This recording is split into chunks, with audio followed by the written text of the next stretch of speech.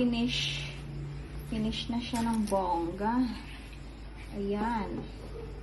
Mango grahams. Yan. Yummy yan. Yan. Ayan ang specialty ko today. Mango grahams. Super yummy yan.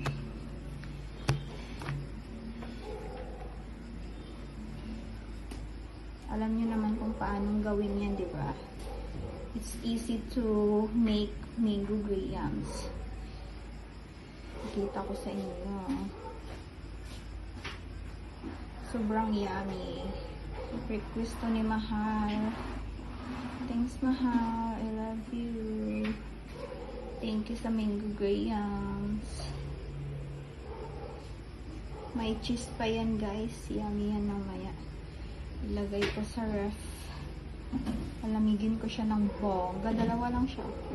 Dalawang ano lang. Ayan na. Thanks for watching. Don't forget to subscribe our channel, JJ Jayomi Jones, at your service, mga kababayan.